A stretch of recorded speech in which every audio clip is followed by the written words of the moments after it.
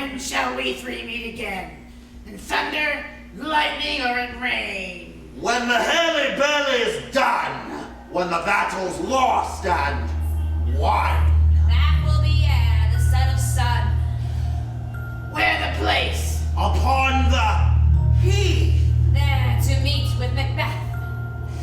Fair is foul and foul is fair. Hover through the fog and filthy air.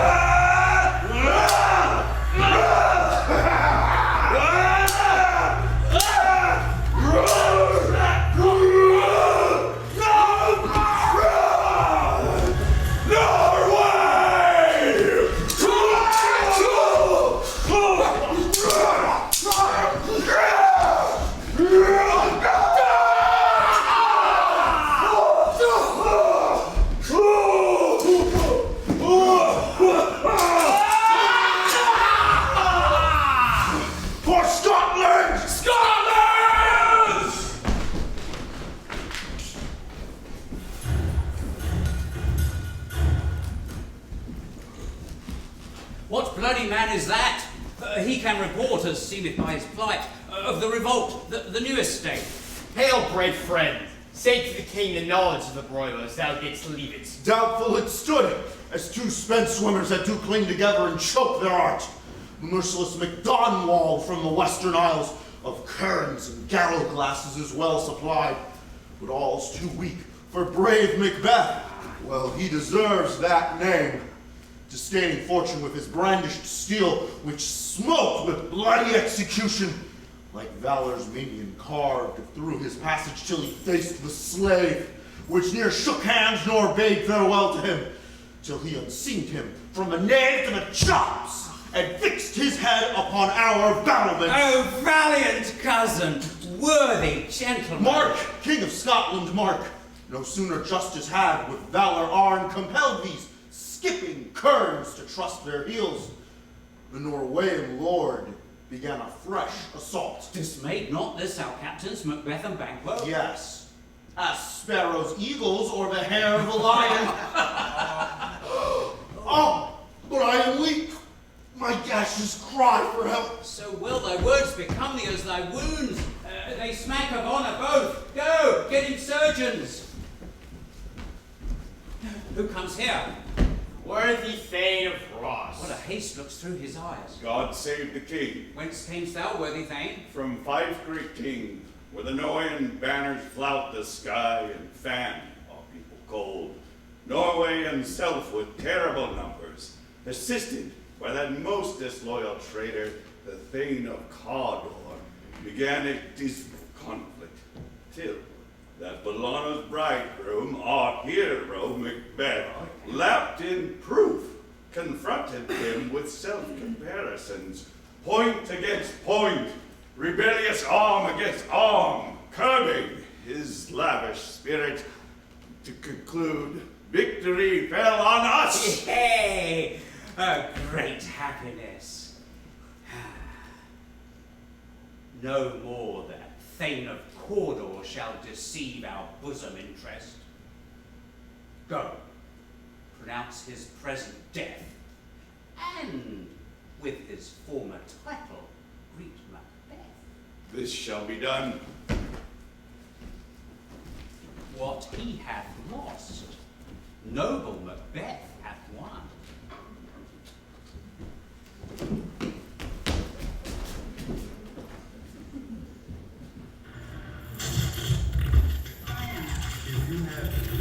From car bombs to double attacks. The warmer by Honey, unlikely behind some terrorists and criminals.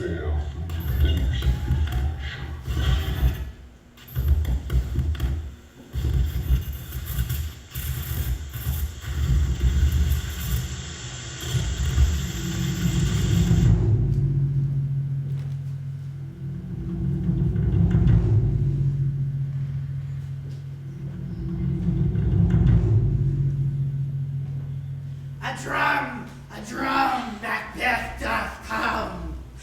The weird sisters, hand in hand, coasters of the sea and land. Thus do go about, thrice to thine and thrice to mine, and thrice again to make up nine. Peace! The charms man talk. So foul and fair a day I have not seen.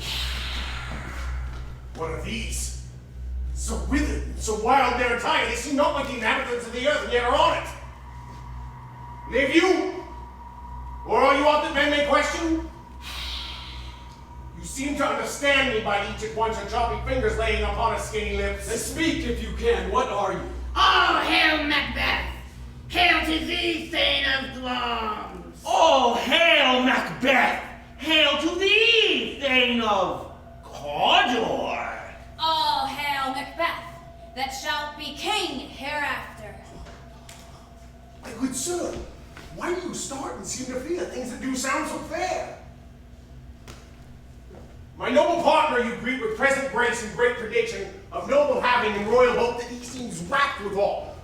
To me you speak not. If you can look into the seeds of time and see which grain will grow and which will not, speak them to me, who neither beg nor fear your favors nor your hate.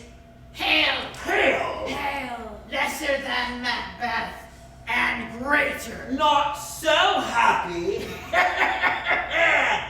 yet much happier. Thou shalt get kings, though thou be none. So all hail Macbeth and Banquo. Banquo and Macbeth, all hail! You say you are perfect speakers, tell me more. By Simel's death, I know I am Thane of Glons, but how of Cawdor? Say from whence you owe this strange intelligence, or why upon this placid heath you stop our way with such prophetic greeting. Speak, I charge you!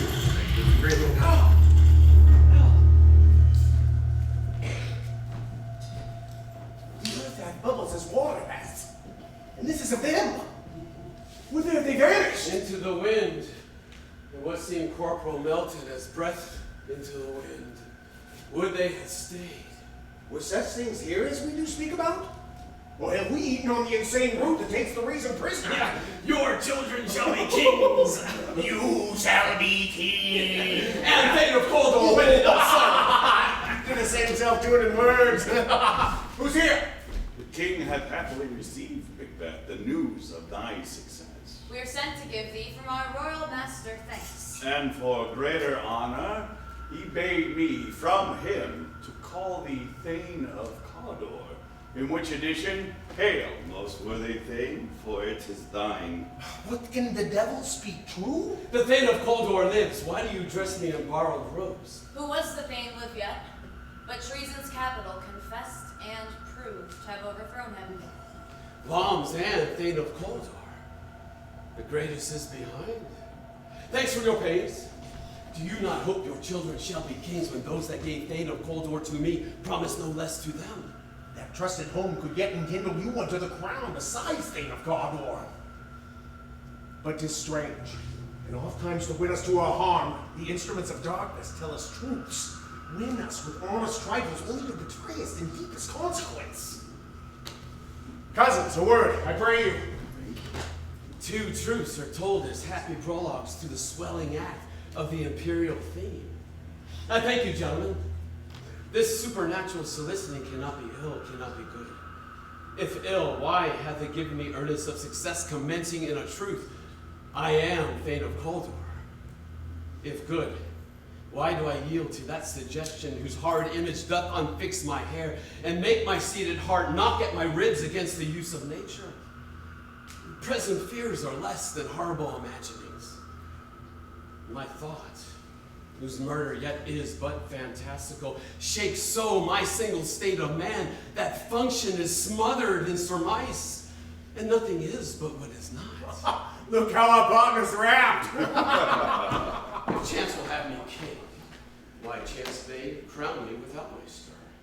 Come what come may, time and the hour runs through the roughest day. Worthy Macbeth, we stay upon your leisure. Give me your favor. My dull brain was wrought with things forgotten. Let us toward the king. Think upon what had chanced, and at more time the interim having waited, let us speak our free hearts to each other. Very gladly. Till then, enough. Come, friends.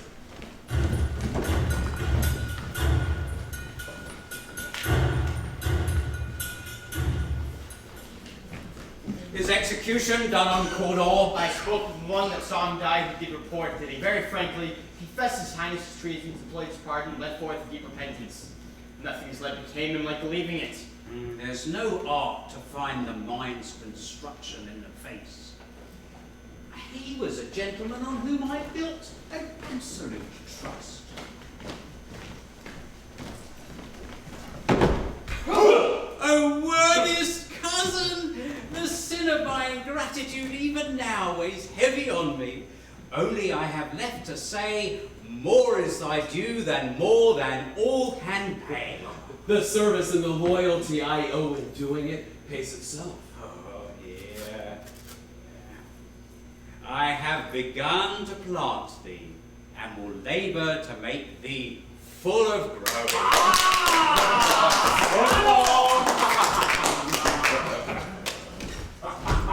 Noble Banquo, thou hast no less deserved, nor must be known, no less to have done so.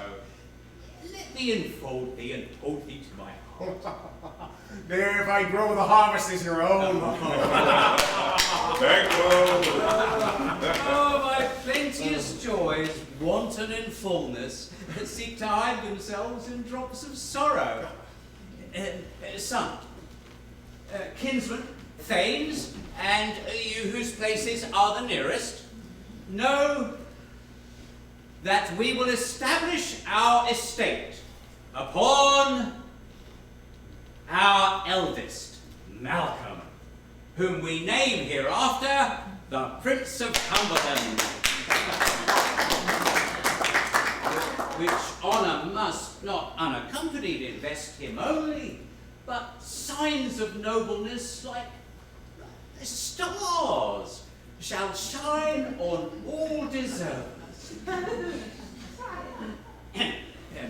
From hence to Inverness, and bind us further to you. I'll be myself the harbinger and make joyful the hearing of my wife with your approach. So humbly take my leave. My worthy Cawdor. The Prince of Cumberland. That is the step on which I must fall down or else overleap, for in my way it lies. Stars, hide your fires.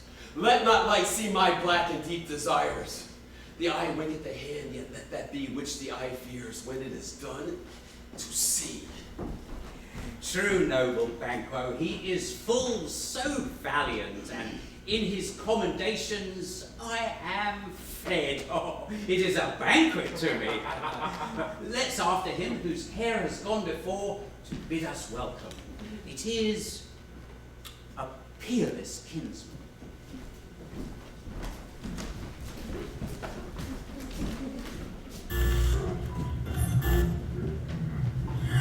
Looking for quite the game.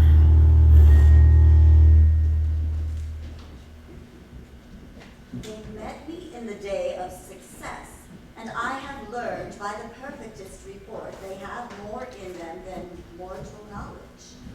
When I burned in desire to question them further, they made themselves air, into which they vanished.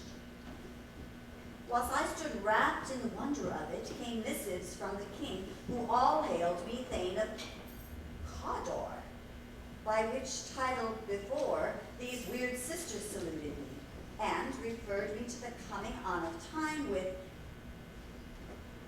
"Hail, king that shalt be." This I thought good to deliver thee, my dearest partner of greatness, that thou mightst not lose the dues of rejoicing by being ignorant of what greatness is promised thee. Lay it to thy heart, and farewell.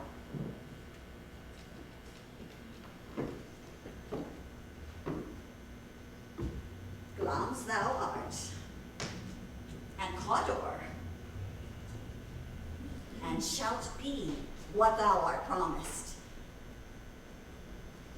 Yet do I fear thy nature. It is too full of the milk of human kindness to catch the nearest way. Thou wouldst be great, art not without ambition, but without the illness should attend it. Hie thee hither, that I may pour my spirits in thine ear, and chastise with the valor of my tongue all that impedes thee from the golden round which fate and metaphysical age doth seem to have thee crowned withal. What is your tidings? The king comes here tonight. Thou art mad to say it. Is not thy master with him? So please you, it is true. Our Thane is coming. Give him tending. He brings great news. The raven himself is horse that croaks the fatal entrance of Duncan under my battlements. Come, you spirits that tend unmortal thoughts. Unsex me here, and fill me from the crown to the toe, top full of direst cruelty. Make thick my blood, stop up the access and passage to remorse, that no compunctious visitings of nature shake my fell purpose. Come to my women's breasts, and take my milk for gall you murdering ministers. Come, thick night, and pall thee in the dunnest smoke of hell, that my keen knife see not the wound it makes, nor heaven peep to the blanket of the dark to cry, hold, hold.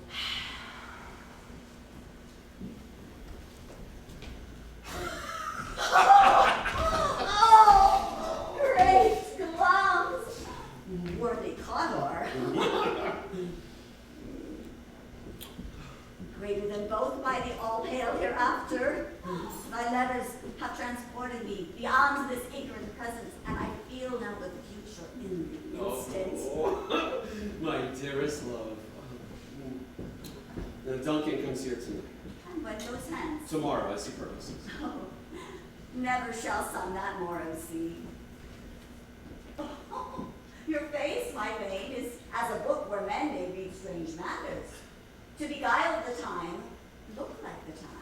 They're welcome in your eye, your hand, your tongue. Look like the innocent flower, but be the serpent under it.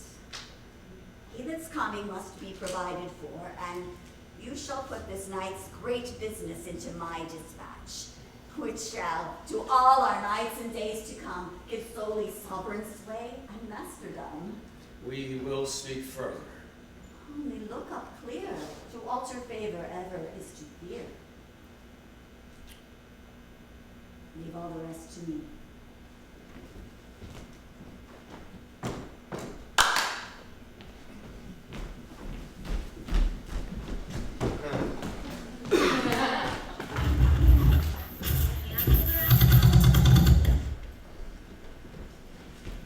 Oh, this castle hath a pleasant seat. The air nimbly and sweetly recommends it unto our gentle sense. This guest of summer! Ah! The Timothy monk that doth approve by its beloved masonry! Ah, the heaven's breath smells wooingly here.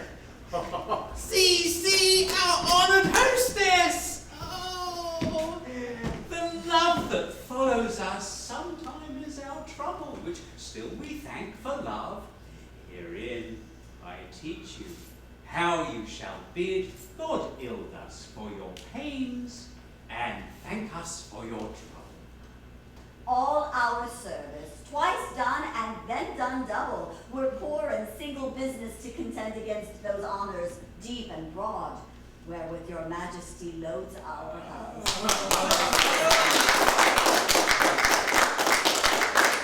Fair and noble hostess, we are your guests tonight.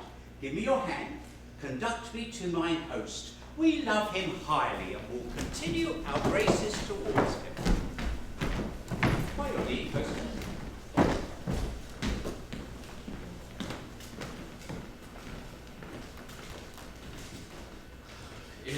were done, when 'tis done, then 'twere well it were done quickly. If the assassination could trammel up the consequence and catch with his surcease success, that but this blow might be the be-all and the end-all here. But here, upon this bank and shoal of time, we jump the life to come. But in these cases, we still have judgment here, and that we but teach bloody instructions, which being taught, return to plague the inventor. This even-handed justice commends the ingredients of our poison chalice to our own lips. He is here in double trust. First, as I am his kinsman and his subject, strong both against the deed. Then, as I am his host, who should against his murderer shut the door, not bear the knife myself. I have no spur to prick the sides of my intent, but only vaulting ambition which overleaps itself and falls on the other. How now, what news? He has almost supped. Why have you left the chamber? Have he asked for me? No, you not. He has. We will proceed no further in this business. He hath honored me of late, and I have bought golden opinions from all sorts of people, which would be worn now in their newest loss, not cast aside so soon. Was the hope drunk wherein you dressed yourself? Hath it slept since, and wakes it now to look so green and pale at what it did so freely? From this time such, I account thy love. Art thou afeard to be the same in thine own acts and valor as thou art in desire? Prithee, peace. I do all that may become a man. Who dares do more is none. What beast was then to make you break this enterprise with me? When you durst do it, then you were a man. And to be more than you were, you would be so much more the man. I have given suck, and know how tender 'tis to love the babe that milks me. I would, while it was smiling in my face, have plucked my nipple from its boneless gums and dashed the brains out, had I so sworn as you have done to this. If we should fail. Fail? But screw your courage to the sticking place and will not fail. When Duncan is asleep, whereto the rather shall his day's hard journey soundly invite him. His two chamberlain will I with wine and wassail, so convinced that memory the warder of the brain shall be a fume, and the receipt of reason of Limbeck only. When in swinish sleep their drenched natures lie as in a death, what cannot you and I perform upon the unguarded Duncan? What not put upon his spongy officers who shall bear the guilt of our great quell? Will it not be received when we have marked with blood those sleepy two of his own chamber, and use their very daggers that they have done it? Who dares receive it other, as we shall make our griefs and clamors roar upon his den? I am settled, and bend up each corporal agent to this terrible feat. Away, and mock the time with fairest show. False face must hide what a false heart doth know.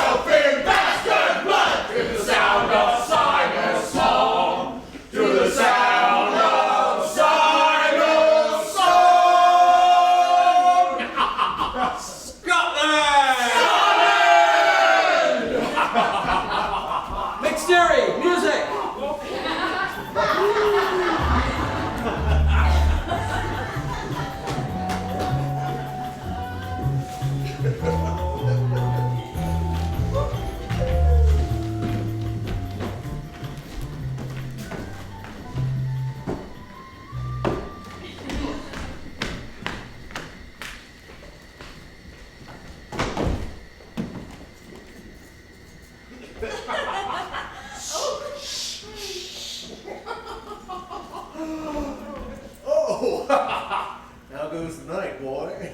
The moon is down. I have not yet heard the clock. And she goes down at 12. 12. Chances later, sir. Oh, a heavy sentence weighs upon me like lead. And yet I would not sleep. The merciful powers restrain in me curves and thoughts which nature gives way to in repose. Ah, who's here? Fred. What, not yet at rest. The king's a bed. He hath been in unusual pleasure this evening, and sent forth great largesse to your offices.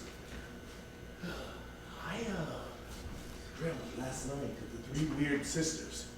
To you they have shown some truth. I think not of them. But when we can entreat an hour to serve, we would spend it in some words upon that business, if you would grant the time. At your kindest leisure. If you shall cleave to my consent when 'tis, it shall make honor for you. So I lose none in seeking to augment it, but keep my bosom franchised and allegiance clear? I shall be counseled.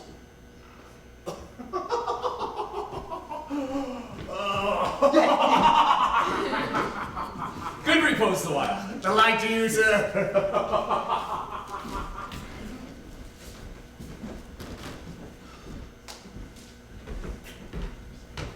Go bid thy mistress. When my drink is ready, she strike upon the bell. Get thee to bed.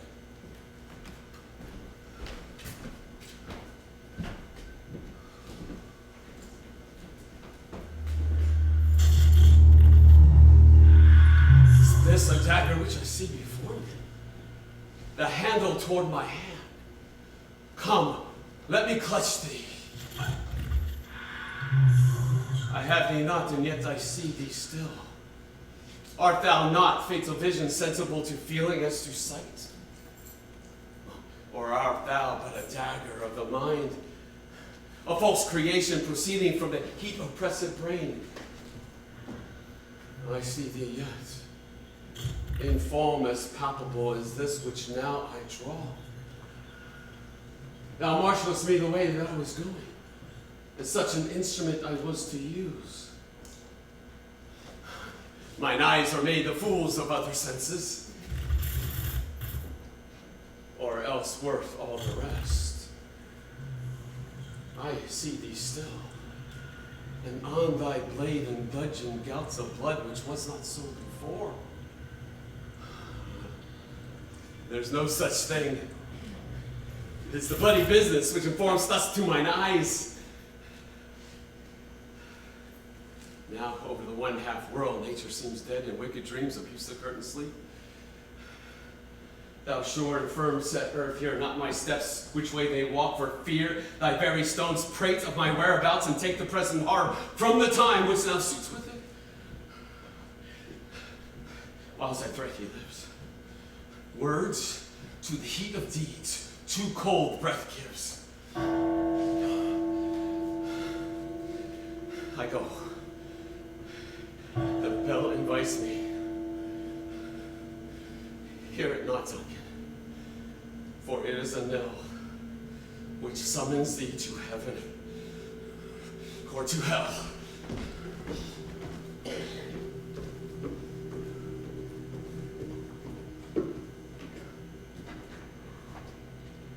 That which hath made them drunk hath made me bold. What hath quenched them hath given me fire. Hark. Peace. It was the owl that shrieked, the fatal bellman that gives the fatal good night. He is about it. The doors are open, and the surfeited grooms do mock their charge with snores. Who's there? Oh! Alack, I am afraid they have awaked, and 'tis not done. The attempt and not the deed confounds us. I laid their daggers ready. He could not miss him. Had he not resembled my father as he slept, I had done it. My husband. I have done the deed. Didst thou not hear a noise? I heard the owl scream and the crickets cry. Did not you speak? When? Now. As I descended? Hark! This is a sorry sight. Foolish thought to say a sorry sight. There's one did laugh and sleep, and one cried murder, that they did wake each other. I stood and heard them. but they did say their prayers and address them against your sleep. These deeds must not be fought after this way. It will make us mad. Methought I heard a voice cry, sleep no more. Macbeth does murder sleep. The innocent sleep. What do you mean? And still it cries, sleep no more to all the house. Glamis hath murdered sleep, and no more. But Caldor shall sleep no more. Macbeth shall sleep no more. Who was it that thus cried? My worthy thane, to unbend your noble thoughts, to think so frainsically of things. Go get some water and wash this filthy witness from your hands. Why did you bring the daggers from the place? They must lie there. Go. Carry them and smear the sleeping grooms with blood. I'll go no more. I'm afraid to think what I have done. Well, done again I dare not. Infirm of purpose, give me the daggers. The sleeping and the dead are but as pictures. 'Tis the eye of childhood that fears a painted devil. If he do bleed, I'll smear their faces with all, for it must see their guilt. Whence is that knocking?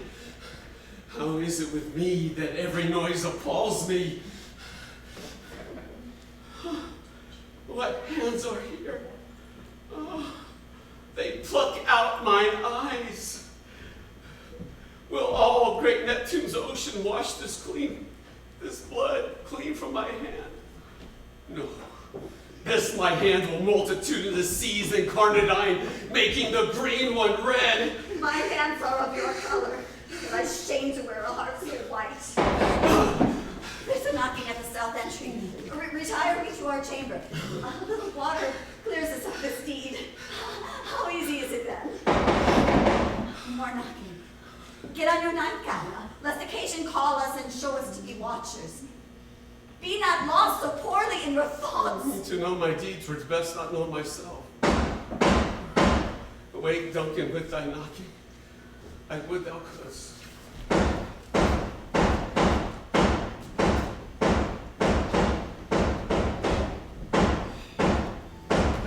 Here's a knocking indeed.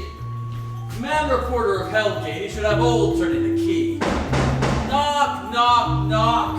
Who's there in the name of Beelzebub? Ah, here's a farmer who hanged himself in the expectation of plenty. Come inside. Have napkins enough about you. Here, you'll sweat for it. Knock, knock. Who's there in the other devil's name? Ah, faith. Here's an equivocator who could swear in both the scales against either scale, who committed treason enough for God's sake, yet could not equivocate to heaven. Oh, come in, equivocator. Knock, knock, knock. Very quiet. What are you? This place is too cold for hell. I'll double porter no further.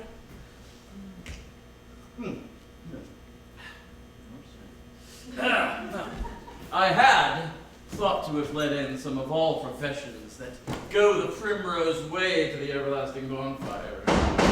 Anon, anon, anon, anon.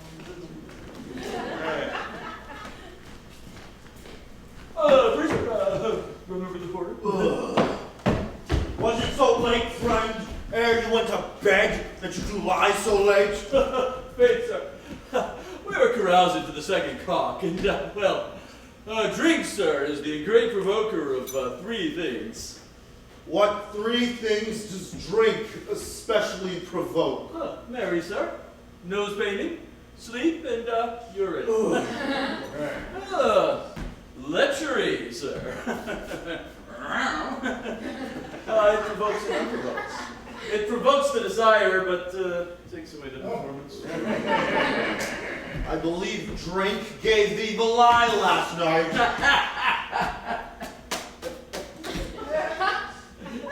That it did, sir. In the very throat of me. Is thy master stirring? Our knocking has awakened him. Here he comes. Good morrow, noble sir. Good morrow, both. Is the king stirring, worthy thane? Not yet. He did command me to call timely on him. I have almost slipped the hour. I'll bring you to him.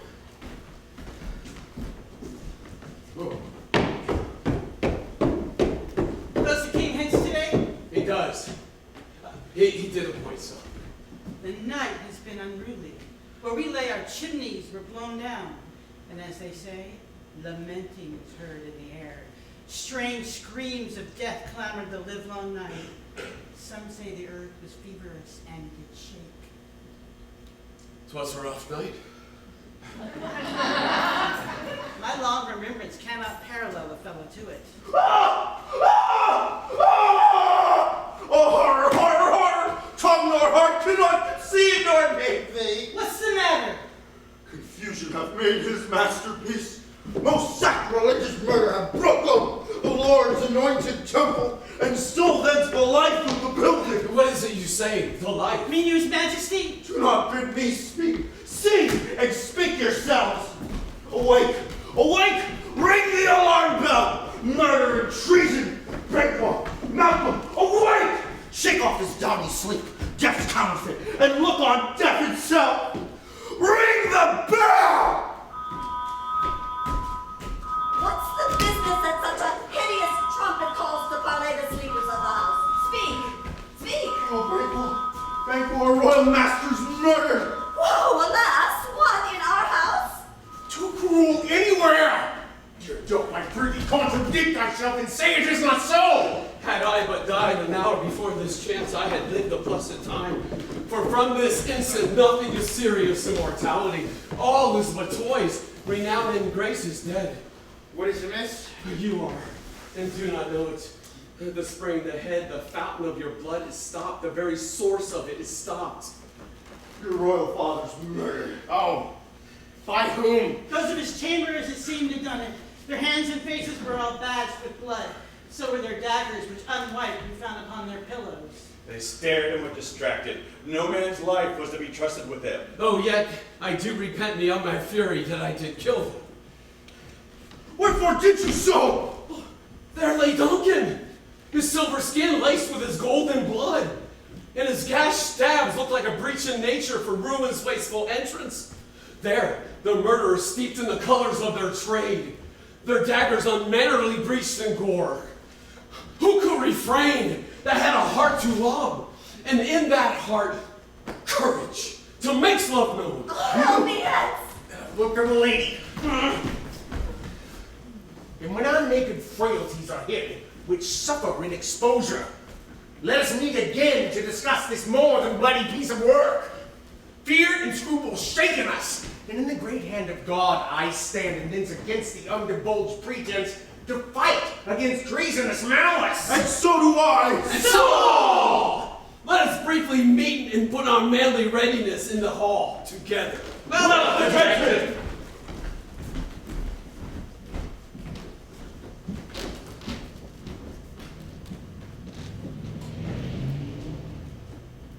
What will I do? I'll not consort with them. To show an unfelt sorrow is an office to which the false man does easy. I'll to England. This murderous shaft that shot hath not yet lighted, in the safest ways to avoid the aim. This warrant that theft will steal itself, for when there's no mercy left.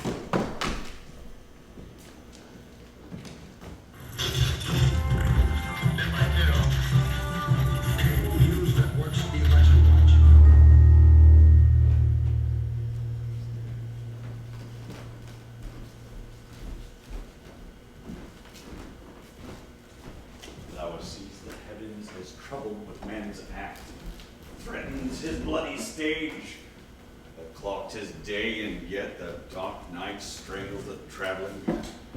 'Tis unnatural, even like a deed that's done. On Tuesday last, a falcon, towering in her private place, was by a mousing owl hawked at and killed. And Duncan's horses and thing most strange and certain turned wild in nature, broke their stalls, flung out, contending against obedience as they would make war with mankind. 'Tis said they ate each other. They did so, amazement of mine eyes that did look upon it. Here comes the good Macbeth. How goes the world, sir, now? Why? See you not? Isn't it known who did this more than bloody deed? Those that Macbeth have slain. Alas the day. They were suborned. Malcolm, the king's son, is stolen away and fled, which puts upon him suspicion of the deed. Against nature still, then 'tis most like the sovereignty will fall upon Macbeth. He is already named and gone to Scone to be invested. Will you to Scone? No, cousin, all to Fife. Well, we will thither.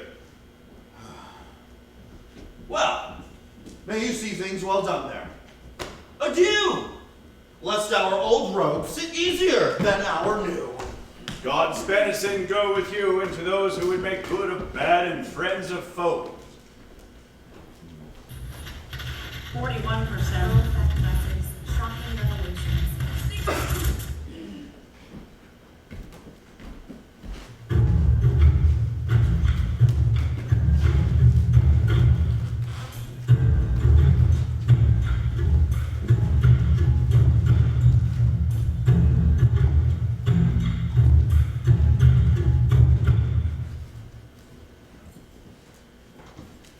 Hast it now.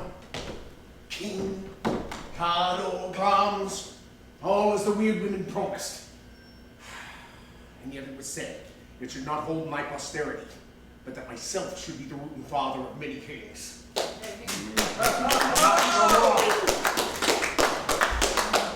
Here's our chief guest. If he had been forgotten, it had been as a gap in our great feast. Tonight we hold a solemn supper, sir, and I'll request your presence. Let your highness command upon me to the which my duties are, with a most indissoluble tie, forever knit. Ride you this afternoon.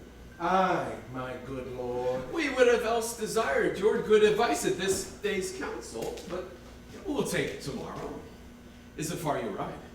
As far, my good lord, as will take up the time twixt this and supper. Fail not our feast. My lord, I will not. We hear our bloody cousin is bestowed in England, not confessing his cruel patricide, filling his hearers with strange invention. But of that tomorrow, hie you to horse, adieu! Go Slayons with you. Aye, my lord. My time is called upon us. I wish your horses swift and sure of foot, and so I do commend you to your backs.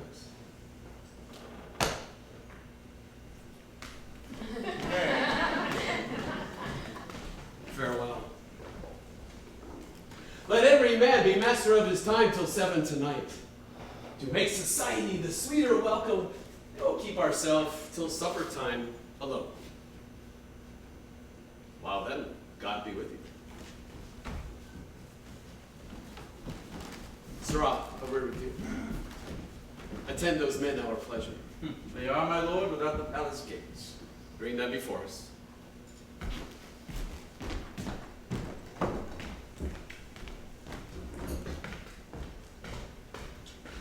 To be thus is nothing but to be safely thus. Our fears and Banquo stick deep. There's none but he whose being I do fear. He chid the sisters when first they put the name of king upon me and bade them to speak to him. Then prophet-like, they hailed him father to a line of kings. Upon my head they placed a fruitless crown and put a barren scepter in my grip, no son of mine succeeding. If be so, for Banquo's issue have I filed my mind. For them the gracious Duncan have I murdered to make them kings, the seeds of Banquo kings. Rather than so, come fate into the list and champion me to the utterance. Who's there? Was it not yesterday we spoke together? It was, so please your highness. Well then, now both of you know Banquo was your enemy. True, my lord. You made it known to us. So is he mine. And in such bloody distance that every minute of his being thrusts against my nearest of life. And though I could, with bare-faced power, sweep him from my sight, and bid my will avouch it, yet I must not. For certain friends that are both his and mine, whose loves I may not drop, but wail his fall, who I myself struck down. And thence it is that I I, to your assistance, do make love, masking the business from the common eye for sundry weighty reasons. We shall, my lord, perform what you command us. Thou art not sorry. Your spirit shine through you. Within the hour at most, for it must be done tonight. And with him, Fleance, his son, that keeps him company, whose absence is no less material to me than is his father's, must embrace the fate of that dark hour. Resolve yourselves apart. I'll come to you anon. We are resolved, my lord.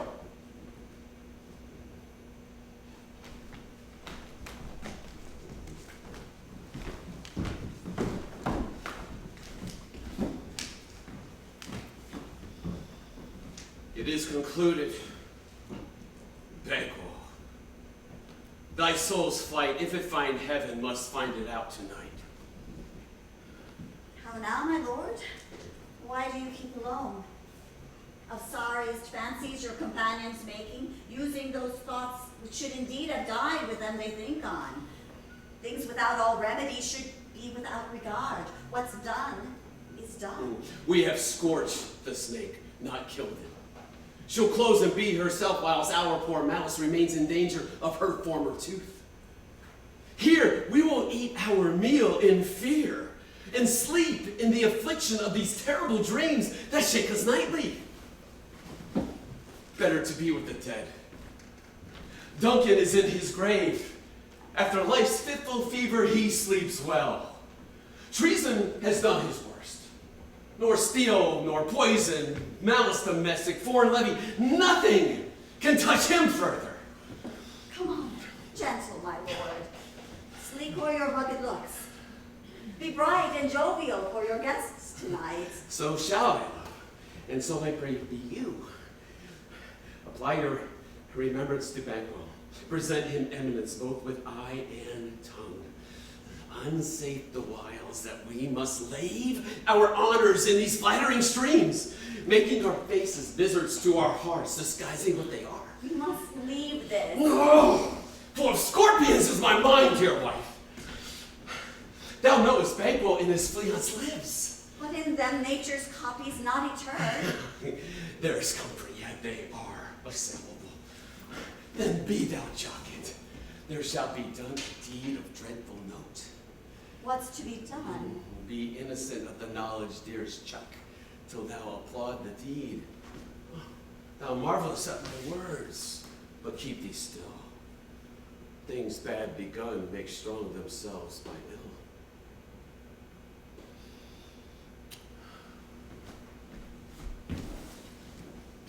So prithee, go with me.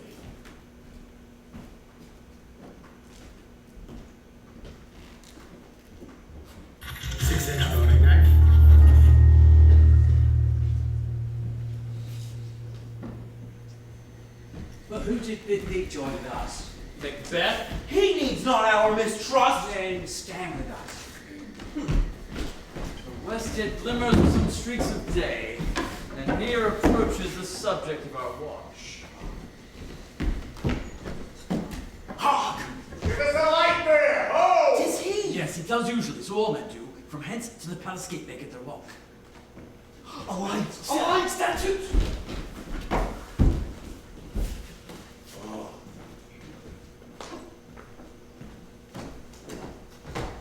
Oh, there will be rain tonight. Let it come down!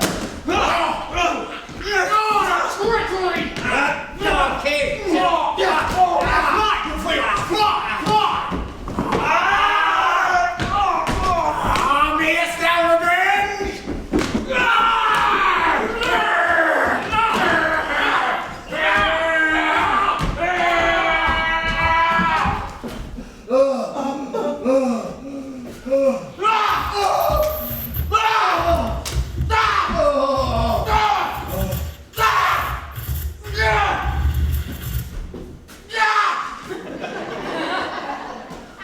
Who struck up the light? Was it not the way?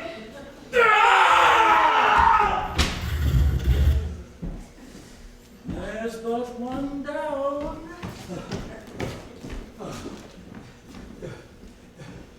the sun is fled. We have lost the best half of our affair.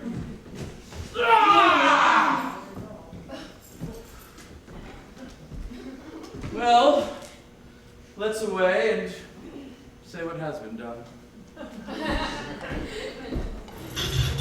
With what you backhanded what I'm getting out of it, what you need to get. Your casual dinner ready.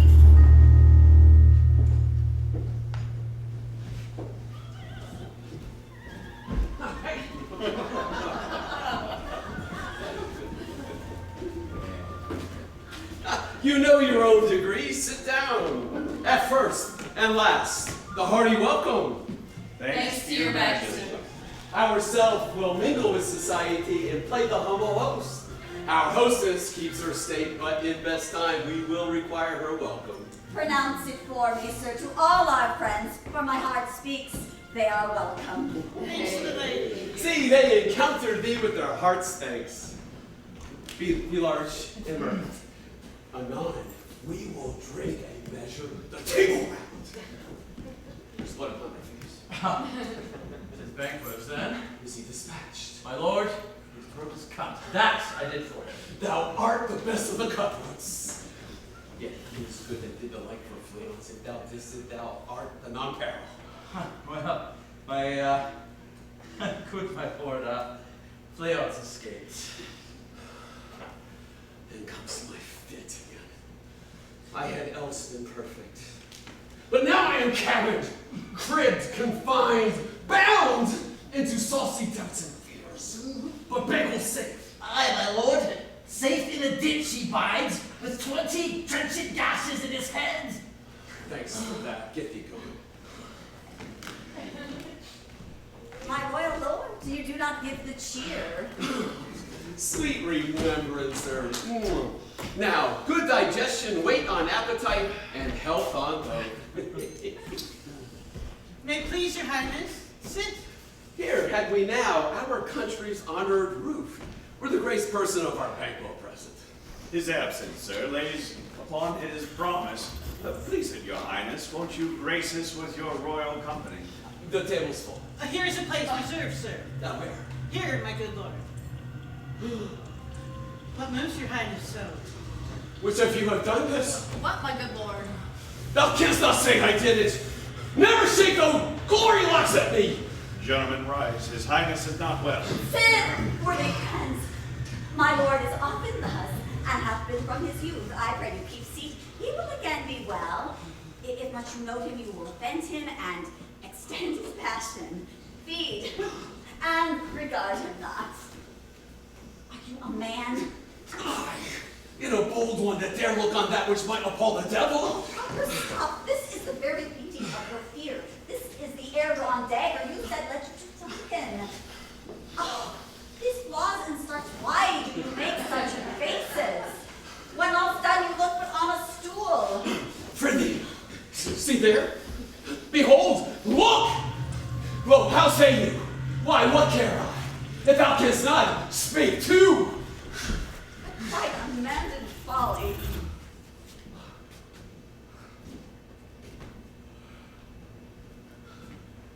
If I stand here, I saw you. Why the shame? Blood hath been shed ere now. The time has been that when the brains were out, the man would die, and there an end. But now they rise with 20 mortal murders on their crowns and push us from our stools. This is more strange than such a murder is. My royal lord, your noble friends do lack you. I do forget. Do not muse at me, my most worthy friends.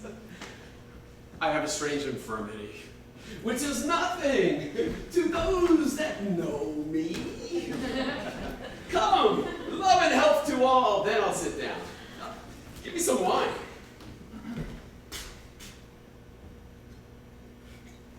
No, fill full.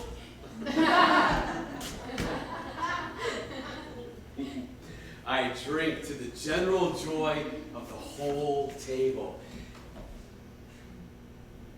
And to our dear friend Vanderbilt, whom we miss. when he were here. To all and him we thirst, and all to all. Our duties and the pledge. Avaunt! And quit my sight. Let the earth hide thee. Thy bones are marrowless, thy blood is cold. Thou hast no speculation in those eyes which thou dost glare with. I think of this, good peers, but as a thing of custom. 'Tis no other, only it spoils the pleasure of the time. What man dare? I dare. Approach thou like the rugged Russian bear, the armed rhinoceros, or the Hyrcan tiger. I'm gonna take any shape but that, and my firm nerves will never tremble. Or be alive again, and dare me to the desert with thy sword. Hence, horrible shadow, unreal mockery, hence!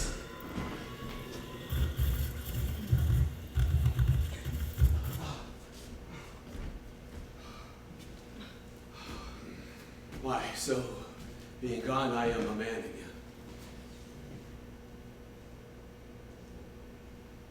Pray sit still!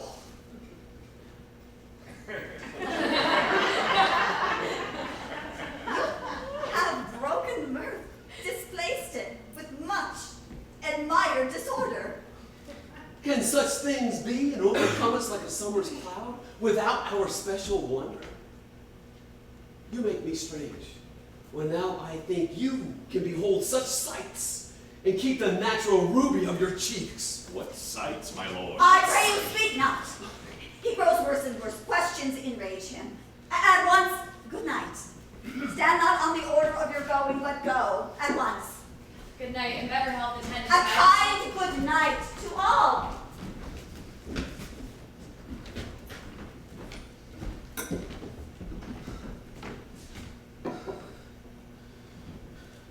It will have blood, they say. Blood will have blood. What is the night? Almost at odds with morning, which is which? How sayest thou that Macbeth the nicest person at our great bidding? Did you send to him, sir? I hear it by the way, but I will send. Tomorrow I will to the weird sisters. More shall they speak, for now I am bent to know by the worst means the worst. I am in blood, stepped so far that should I wade no more, returning were as tedious as gore. You lack the nature of all seasons. Sleep. Come, will to sleep. My strange and self-abuse is the initiate fear that wants hard use. We are yet but young indeed.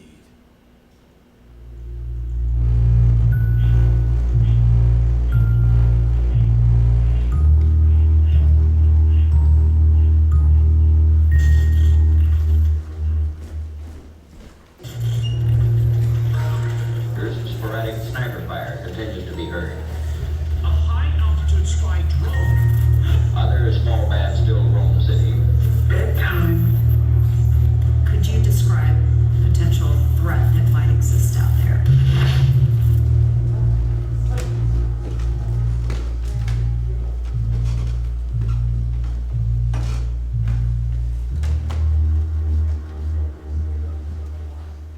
My former speeches have but hit your thoughts, which can't interpret farther. Only I say things have been strangely born. The gracious Duncan was pitied at Macbeth, married he was dead, and the right valiant Banquo walked too late, whom you may say, if it please you, Fleon's killed, for Fleon's fled. Men must not walk too late. But peace. For from broad words, and has he failed his presence at the tyrant's feast, I hear Macduff lives in disgrace. Sir, can you tell where he bestows himself? The son of Duncan, from whom this tyrant holds the due of birth, lives in the English court. Thither Macduff has gone to pray the holy king upon his aid, that with the help of those we may again give to our tables meat, sleep to our nights, all of which we pine for now. This report hath so exasperated the king He prepares for some attempt of war. Sent he to Macbeth? He did. Some holy angel fly to the court of England and unfold his message ere he come. And a swift blessing we soon return to this, our suffering country under a hand cursed. I said my prayers with him.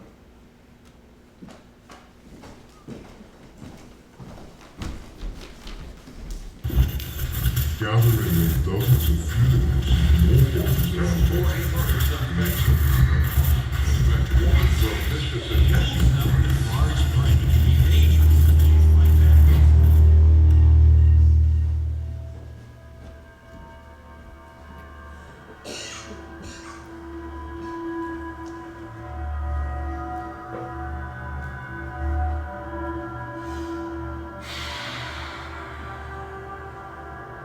Thrice the brindle cat hath mewed. Thrice and once the hedge pig whined. Coffee or Christ, 'tis time, 'tis time. Round about the cauldron go.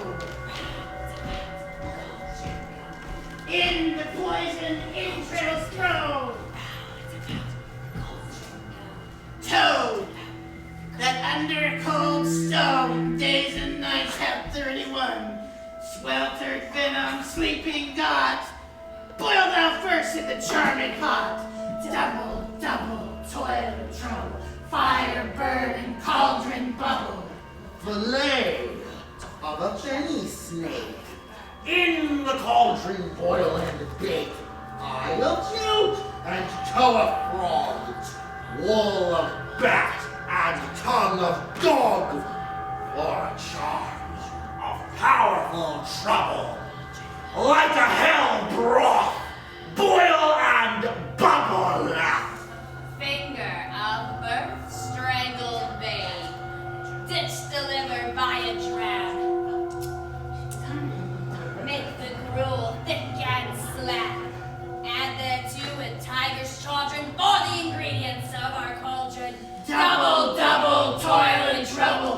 Fire burn and cauldron bubble. Cool it with a baboon's blood. Then the charm is firm and good. By the pricking of my thumb, something wicked this way comes. Open locks, whoever knocks. How now, you secret black and midnight hags, what is it you do? A deed without a name. I conjure you by that which you profess. However you come to know it, answer me. Even till destruction sicken, answer me to what I ask you. Speak. Demand. We'll answer. See if that I'd rather hear it from our mouths or from our masters. Call them, let me see. Come high or low, thyself in office deathly show. Tell me, thou unknown He power. knows I thought, hear his speech, say thou not.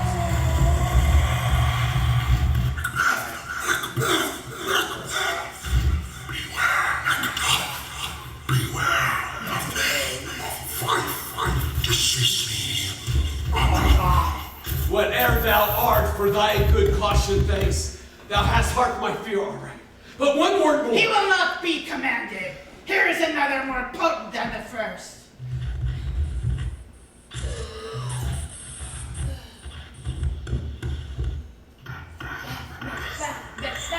If I had 3 ears, I'd hear.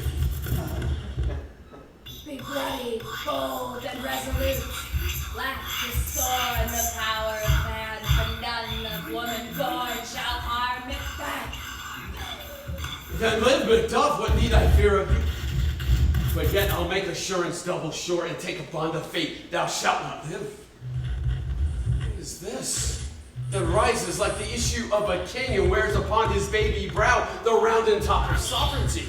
Listen, But speak not to it. Be lion metal, proud, and take no care. Who chase, who trust, sorrow and harm. Macbeth shall never vanquish me, till great Burnham Wood, to high Dungeon Hill, shall come against him. Well, that will never be. Who can impress the forest? Bid the tree unfix his earthbound root. Oh, sweet boneman's good. Yet my heart throbs to know one thing. Tell me, if your art can tell so much, shall Banquo's issue ever reign in this kingdom. Seek to know no more. I won't be satisfied. Deny me this, and an eternal curse fall on you.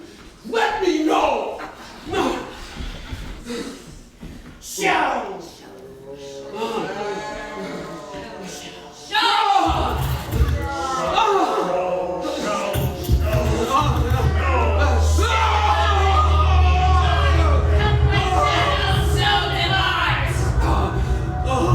Thou art too like the spirit of Banquo down, and thy crown does sear mine eyeballs, and thy hair, thou other gold-bound brow is like the first, a third is like the former. Filthy hags, why do you show me this? A fourth, start eyes. What? Will the line stretch out to the crack of doom? Another yet. A seventh, I will see no more. And yet the eighth appears who bears the glass which shows me many more. Horrible sight! For now I see is true. For the blood-bolter Banquo smiles upon me and points at them for his. What is the soul? Aye, sir. All this is so.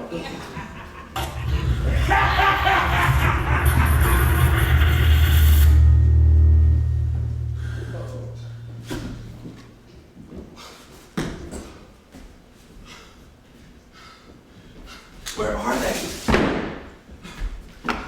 Gone. Let this pernicious hour stand in the calendar. Come in without there.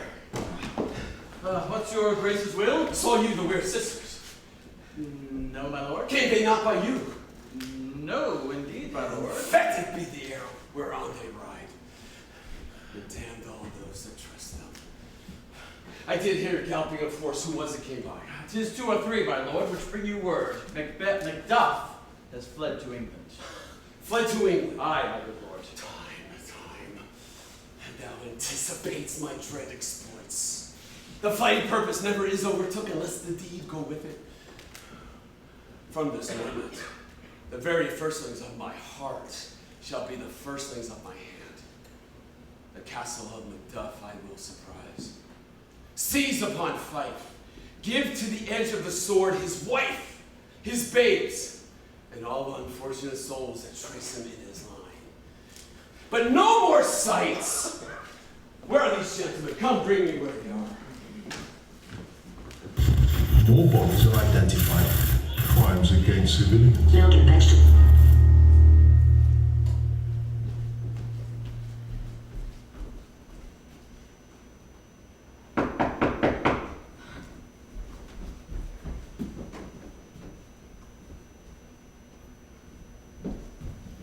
What had he done to make him fly the land? You must have patience, madam. He had none. His flight was madness.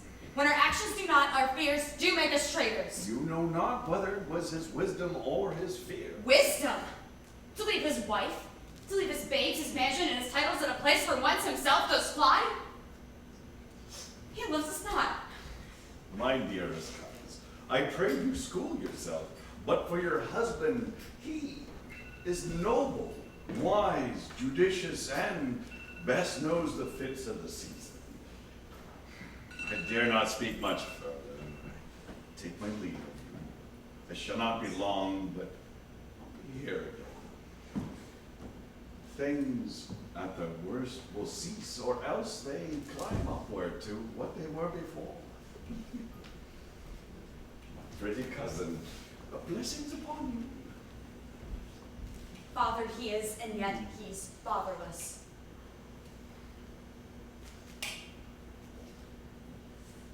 I'm so much a fool. Should I stay longer, it would be to my disgrace and your discomfort. I take my leave at once. Now God help thee, poor monkey.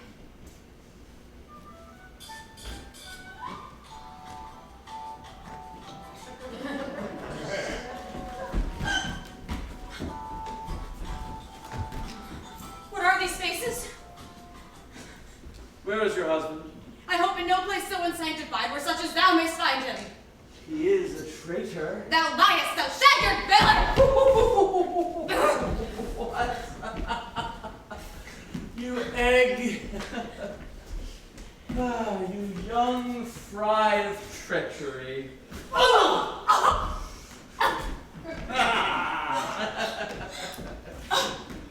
Well, the bastards come and bastards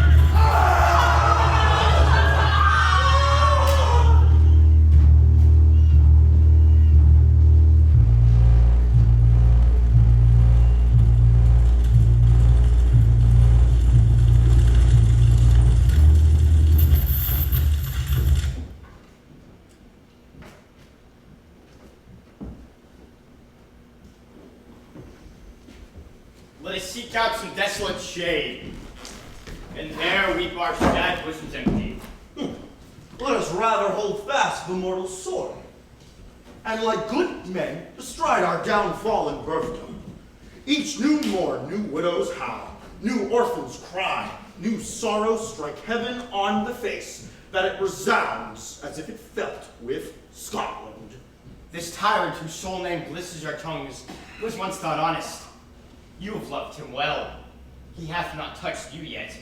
I am young, but something you may deserve of him through me, and wisdom to offer up a weak, poor, innocent lamb to appease an angry god. I am not treacherous. But Macbeth is. Angels all bright, good praise fell. All things found was where the breath of grace, yet grace was still extolled. I have lost my hopes. Chance even there would find my doubts. Bleed, bleed, poor country. Great tyranny, lay thou thy basest shore, for goodness dare not check thee. Wear thou thy wrongs, the title is afeard. Fare thee well, Lord. I would not be the villain that thou think'st, for the whole space that's in the tyrant's grasp, and the riches to boot. Be not offended. I speak not as an absolute fear of you. I think our country sinks beneath the yoke. It weeps, it bleeds, and each new day a gash is added to her wounds. I think with all this there would be hand to lift in my right. But here if now, where I shall tread upon the tyrant's head, wear it on my sword, my poor country shall have more vices than it had before. By him that shall succeed. What should he be? It is myself I mean, in whom I know that when the particulars of vice so grafted are opened, Black Macbeth will seem pure as snow. Ha! Not in the legions of hard hell can come a devil more damned in evils to top Macbeth. Were I king, I should cut off nobles from their lands, desire his jewels in this other's house, and the more hang me as a sauce, to me hunger more, to forge quarrels unjust against the good and loyal, destroying them for wealth. This avarice hath been the sword of our slain kings.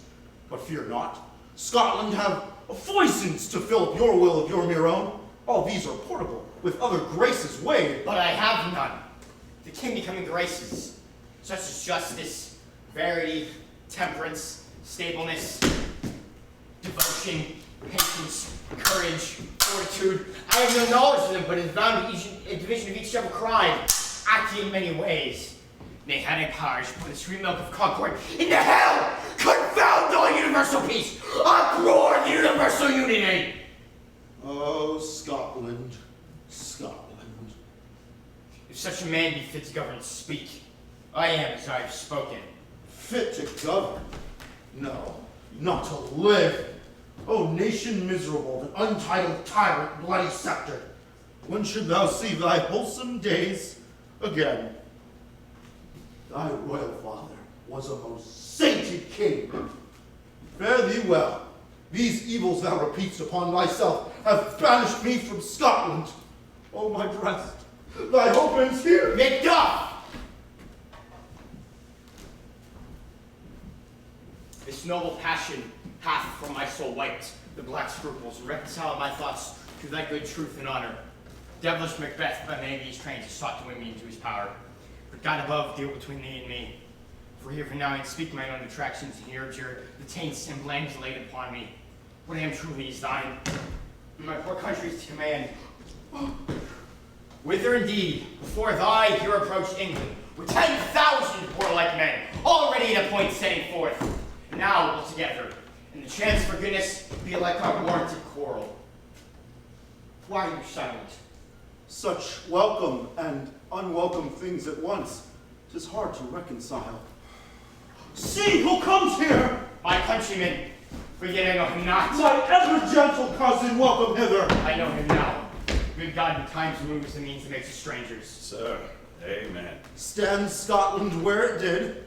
Alas, poor country, almost afraid to know itself. It cannot be called our mother, but our grave. The dead man's knell is there, scarce asked for who, and good men's lives expire before the flowers in their caps. What's the newest grief? That of an hour's age doth hiss the speaker. Each minute teems a new one. How does my wife? Why, well. And all my children too? Well, too. The tyrant is not battered at their peace? No, they were well at peace when I did leave. Be not a miser of your speech, how goes it? When I came hither to transport these tidings, I saw the tyrant's power afoot. Now is the time of help. Your eye in Scotland would create soldiers and would help our women fight to doff their dire distresses. Be it their comfort, for we are coming thither. Gracious England hath lent us 10,000 men. I could answer this comfort in the like. I have words that would be howled into the desert air where hearing should not latch them. What concern they? The general cause? Or is it due some single breast? No mind that's honest, but in it shares some woe, though the main part pertains to you alone. If it be mine, keep it not from me. Quickly, let me have it. Let not your ears despise my tongue, which shall possess them with the heaviest sound that yet they ever heard. I guess at it.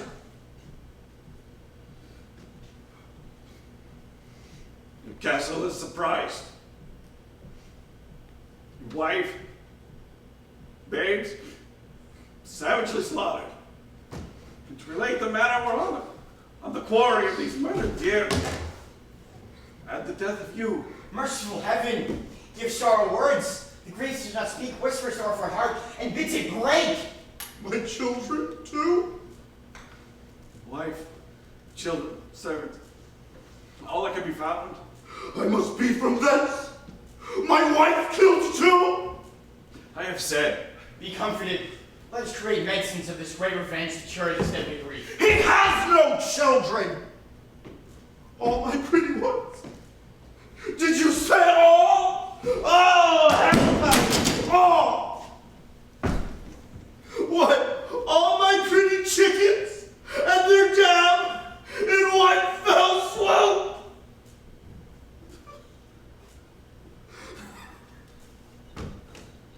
Disputed like a man.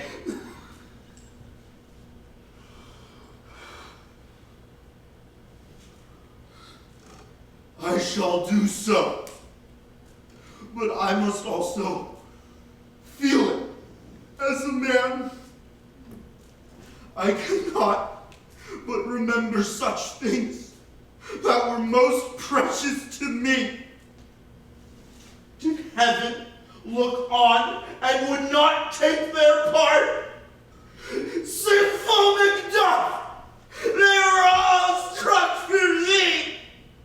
Not as I am, not for their own demerits, but for mine. Fell slaughter on their souls. Heaven rest them now.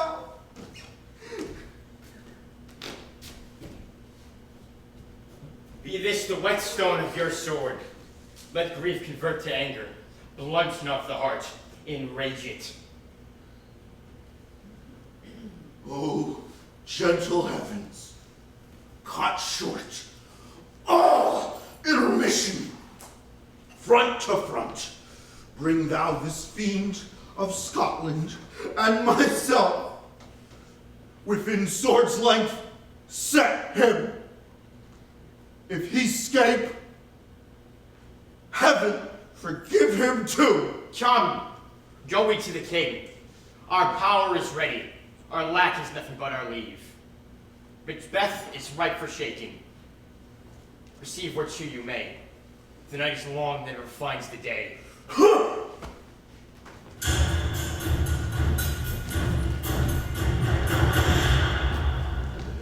I have 2 nights watched with you and can perceive no truth in your report.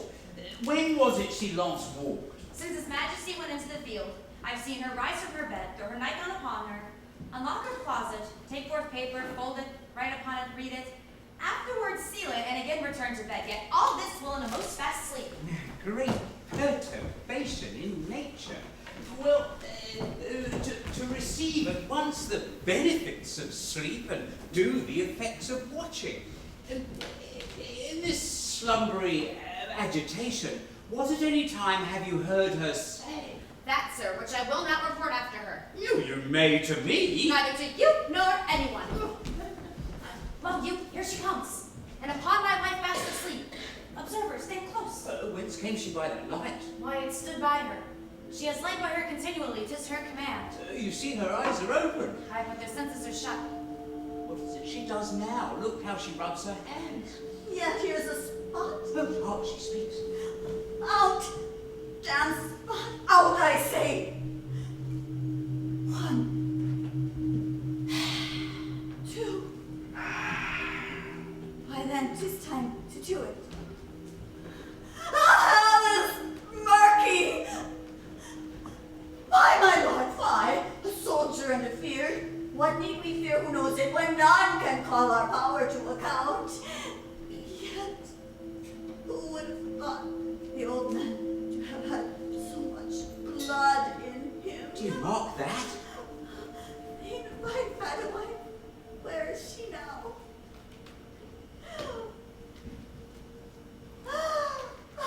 What will these hands ne'er be clean? No more of that, my lord. No more of that. You mar all with this starting. Go to. You have known what you should not. She has spoken what she should not. Yes, the smell of the blood still. All the perfumes of Arabia and that sweetened this little hand. Oh. What a sigh is there? The heart is sorely charged. Well.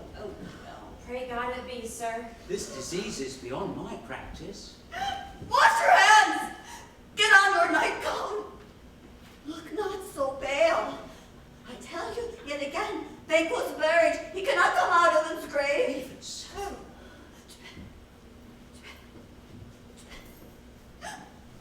There's a knocking at the gate. Come. Give me your hand. What's done cannot be undone.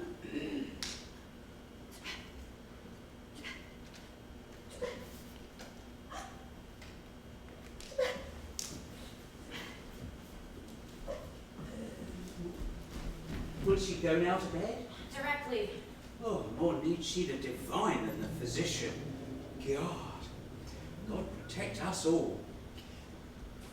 Look after her.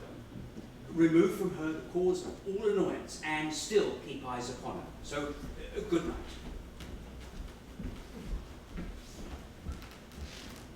My mind, she has mated and amazed my sight. I think, but dare not speak.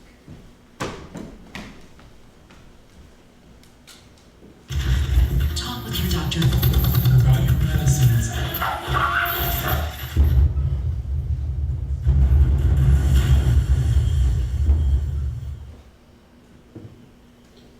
The English power is near. Sergeant Macbeth. Revenge is burning them, for their causes would to the bleeding and the grim alarm excite the mortified man. Near Burnham Wood shall we meet them. That way they are coming. What does the tyrant? Great Dunsinane he strongly fortifies. Some say he's mad. Others that lesser hate him do call it valiant fury. But for certain he cannot buckle his distempered cause within the belt of rule. Well, now does he feel his secret murder sticking to his hands. Those he commands move only in command, nothing in love. Now does he feel his title hang loose about him like a giant's robe upon a dwarfish thief. Well, march we on, to give obedience where 'tis truly owed. Make we our march towards Burnham.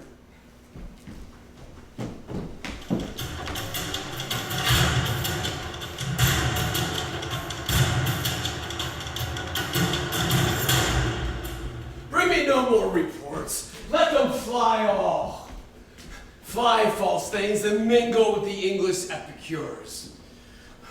The mind I sway by and the heart I bear shall never sag with doubt nor shake with fear. I have lived long enough, and that which should accompany old age as honor, love, obedience, troops of friends, I must not look to have but in their stead curses. Seaton! What's your gracious pleasure? What news more? All is confirmed, my lord, which was reported. There is 10,000 geese, villain? soldiers, sir. The English force, so please you. I'll fight till from my bones my flesh be hacked. Send out more horses, scourge the country round. Hang those that talk of fear. Put on mine armor.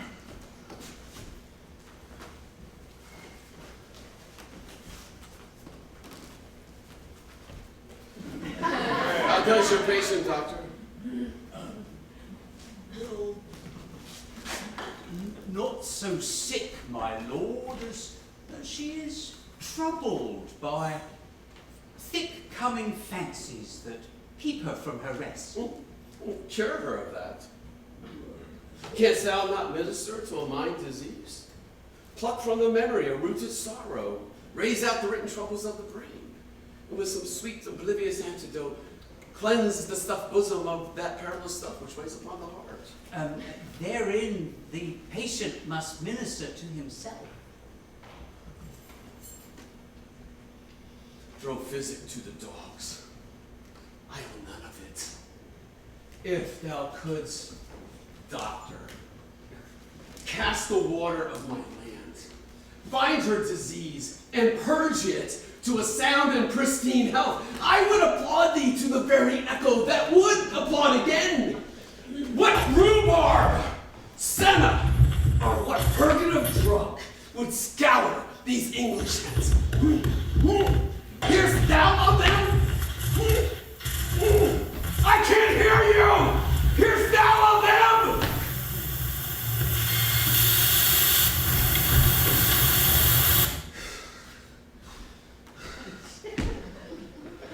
I will not be afraid of death and bane till Burnham Forest come to Dunsinane.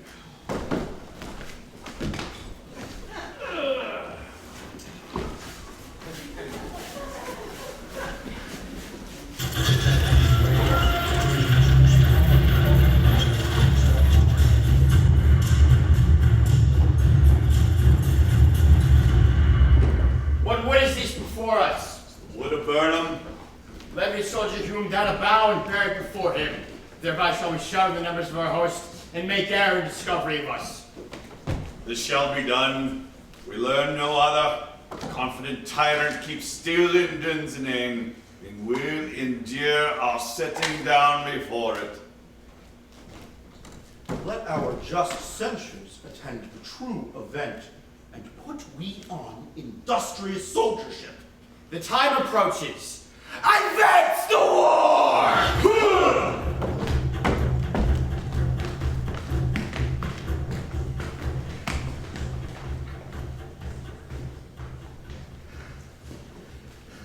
Hang out our banner on the outward walls.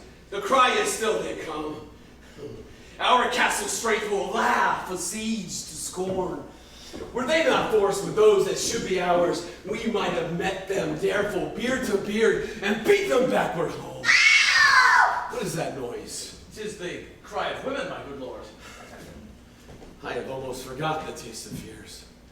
The time has been my senses would have cooled to hear a night shriek. I have supped full with horrors. Direness, familiar with my slaughterous thoughts, cannot once start me. Wherefore was that cry? The queen, my lord, is dead.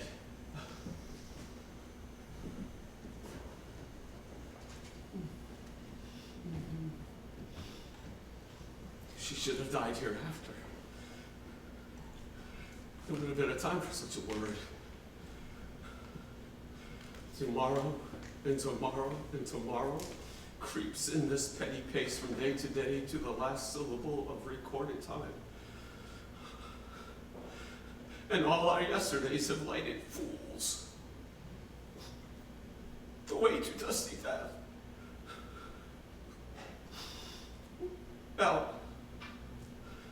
Out, brief candle. Life's but a walking shadow. The poor player who struts and frets his hour upon the stage and then is heard no more. It is a tale told by an idiot, full of sound and fury.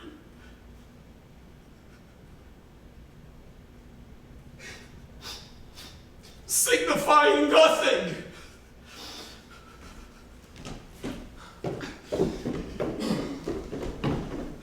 Where thou hast come to use thy tongue, thy story quickly. My gracious, my lord, I should report that which I say I saw, but I know not how to do it. Well, say so. I looked towards Burnham, and anon methought the wood began to move. Fire and flame! Let begin doing your wrath if it be not so. Within this 3 mile may you see it coming. I say, a moving grove! If thou speakest false upon the next tree, shalt thou hang alive till famine cling thee. If thy speech be sooth, I care not if thou dost for me as much. I pull in resolution and begin to doubt the equivocation of the fiend that lies like truth. Fear not till Burnham Wood to come to Dunsinane. And now a wood comes toward Dunsinane. Arming out. Begin to be weary of the sun and wish the estate of the world were now undone. Ring the alarm bell! Blow wind! Come back! At least we'll die with harness on our back!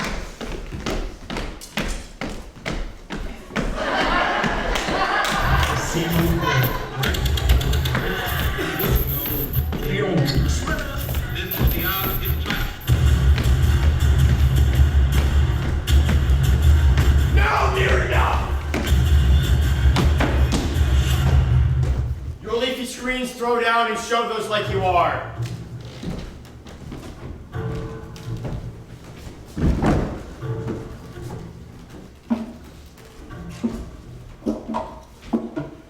Now, worthy Macduff and we shall take upon what else remains to do according to our order. Fare you well.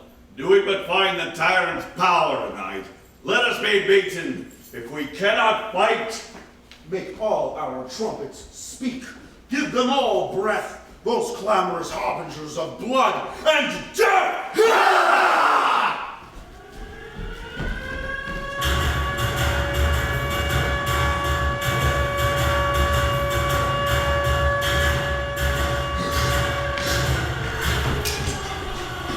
They have me tied at the stake.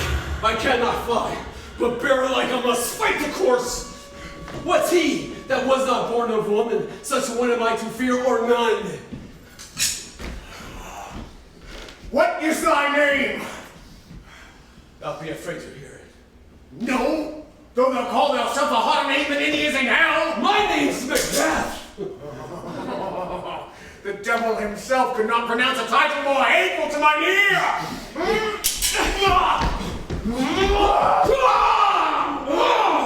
Swords I smile at. Weapons laugh to scorn, brandished by man that doth a woman. Why should I play the Roman fool and fall on mine own sword, whilst I see lives? The gas is too better upon them. That way the noise is! Tyrant, show thy face! If thou be slain, and with no stroke of mine, my wife and children's ghosts will haunt me! Still, turn, hellhound, turn! Of all men else I have avoided thee. But get thee back! My soul is too charged with blood of thine already. I have no words. My voice is in my sword, thou bloodier villain, than terms can give thee out!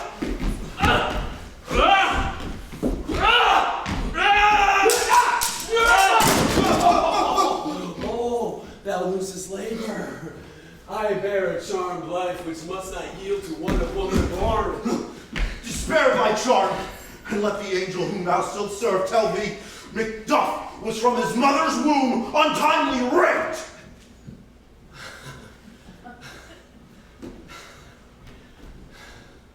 Accursed be that tongue that tells me so, for it hath cowed my better part of man.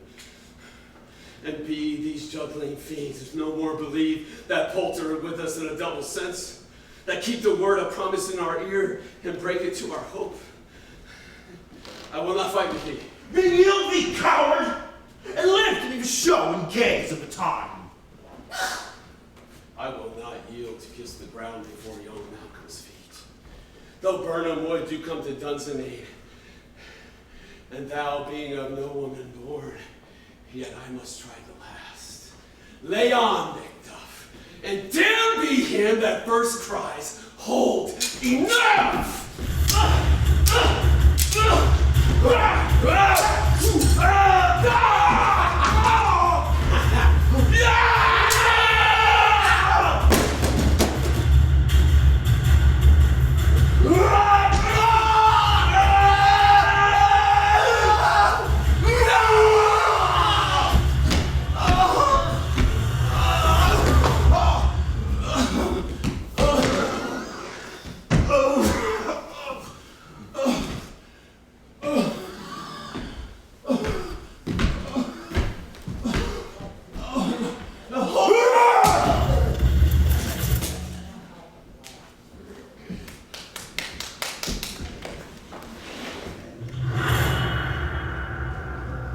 This way, my lord. The castle is gently rendered. The tyrant's people on both sides do fight. The noble things do bravely in the war. They most professes itself yours, and little is to do. We have met with foes to strike beside us. Enter, sir of the castle. I would the friends we miss were safe arrived. Some must go on. And yet by these I see so great a day was cheaply bought. Hail, King, for so thou art. Behold where stands the usurper's cursed head. The time is free. Hail, King of Scotland! Hail, King of Scotland! We will not spend the large expense of time before we reckon with your several loves and make us even with you. By the grace of grace we will perform and measure time and place. So thanks to all at once and to each one, whom we invite to see us crowned at Scone. Hail, King of Scotland!